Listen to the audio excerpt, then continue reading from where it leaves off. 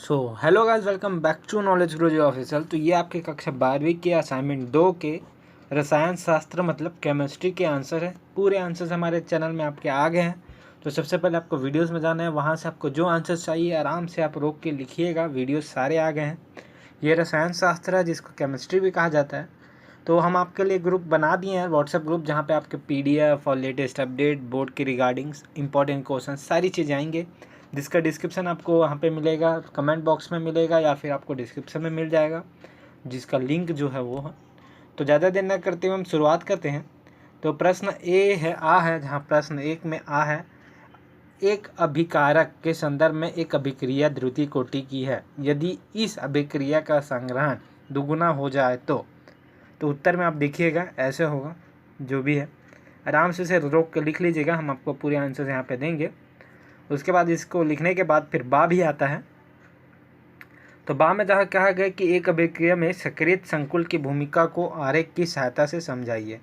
तो आरेख की सहायता से आपको समझाना है, तो यहाँ पे हमने समझा रखा है। आप आराम से इसे रोक के लिख लीजिएगा और आपको कहीं जाने की ज़रूरत नहीं पड़ेगी। तो इस प्रकार जो आंसर्स हैं आपको यहाँ पे दिख रहे होंगे। तो यहाँ पे एक ग्राफ भी है, आप इसको लिखिएगा, जो अभिक्रिया की प्रगति है उसको लिखना है और साथ में इसके बारे में लिखा हुआ है, तो आप इसे लिखिए आराम से। और लगभग सारे सब्जेक्ट क्या आ गए हैं यार। और इंग्लिश मीडियम वाले जो बच्चे अगर इसे देख रहे हैं या फिर आप किसी को जानते हैं इंग्लिश मीडियम वाले, तो उनको भी बता देना कि ये हाँ, इंग्लिश मीडियम के आंसर्स आज शाम तक अवेलेबल हो जाएंगे, तो आपको कहीं और जाने की ज़रूरत नहीं पड़ेगी। और अपने दोस्तों को वीडियो शेयर जरूर कर देना। प्रश्न 2 है, जहाँ पे पूछा गया, नेहा ने अभिक्रिया आर से रिएक्टेंट से प्रोडक्ट के लिए संग्रह एवं समय के मध्य में ग्राफ खींचा है। इस ग्राफ के आधार क्या इंग्लिश बोलने से लगता है आपको डर?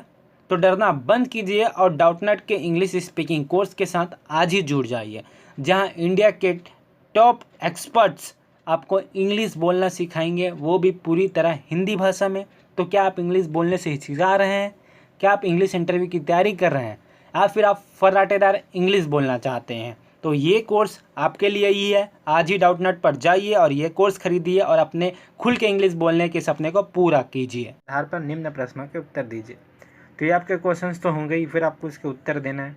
तो अवलोकन दर समीकरण आपको लिखना है। तो यहाँ पे आप देख सकते हो, जो समय के साथ जैसे भी अभिक्रियाओं की श्रद्धता घटती है, अभिक्रिया वेग घटता जाता है।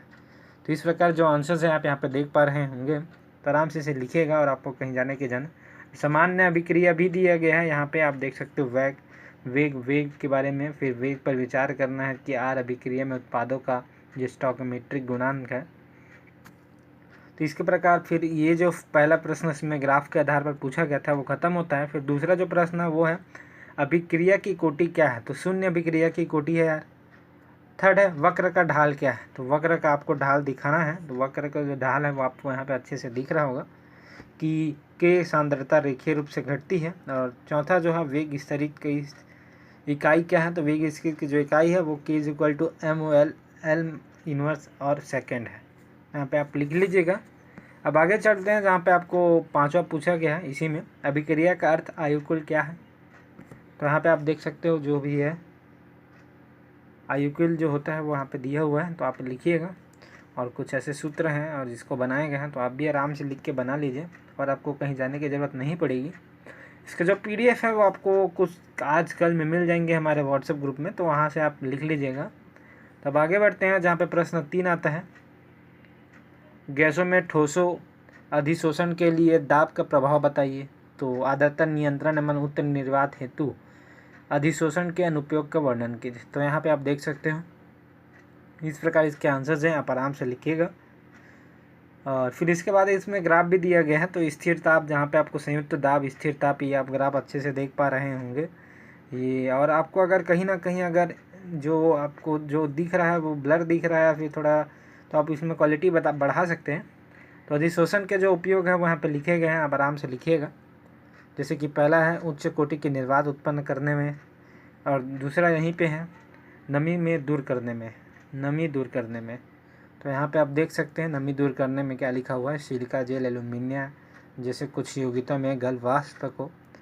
तो इसलिए हम आगे बढ़ते हैं, जहाँ पे निम्न को उदाहरण सहित समझाना है।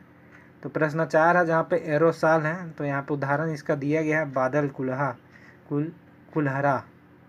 कुलहरा आदि। तो एरोसिल के बारे में यहाँ पे दिया गया है। फिर उसके बाद हाइड्रोसॉल है। तो हाइड्रोसॉल में स्टार्च और सॉल आता है, जैसे कि आप यहाँ पे देख पा रहे होंगे। तो इस प्रकार इसका है। और इसी में बा है। तो बा में लिखा गया है जब प्रकाश किरण पुंज कोलाइडल सॉल में गमन करता है तो क्या होता है। तो यहाँ पे क्या होता है वो आपको दिख रहा होगा अच्छे से, तो आप इसे रोक के स्टॉप करके लिखिएगा। तो जैसे कि हम आप आगे बढ़ते हैं, जहाँ पे है जल योजिक फेरिक ऑक्साइड साल में सोडियम क्लोराइड विद्युत अपघटन मिलाया है। तो यहाँ पे देख सकते हैं जब NaCl को फेरिक ऑक्साइड में मिलाया जाता है तो देखा जाता है कि Na+ तथा Cl- आयन फेरिक ऑक्साइड्स साल के कण P घनात्मक अवशेषित होते हैं। तो इस प्रकार जो सेकंड है वो उसके आंसर्स है। अब जैसे कि आगे बढ़ते हैं और यहाँ पे तीसरा जो है कोलाइडल सॉल में विद्युत धारा प्रवाहित की जाती है। तो उसको स्पष्ट करना, तो कोलाइडल कण विपरीत अवशेषित इलेक्ट्रॉन की ओर गति करते हैं और वहाँ उदासीन होकर जम जाते हैं। तो इस प्रकार जो सारे आंसर्स है वो कंप्लीट होते हैं। होप करता हूँ जो वीडियो है आपको पसंद आई है तो चैनल सब्सक्राइब करके बेल आइकन प्रेस करके हमारे सारे वीडियोस देख लो। आपके लिए हर महीने के असाइनमेंट का आंसर इसी पर आएगी, तो हमारे साथ बने रहें।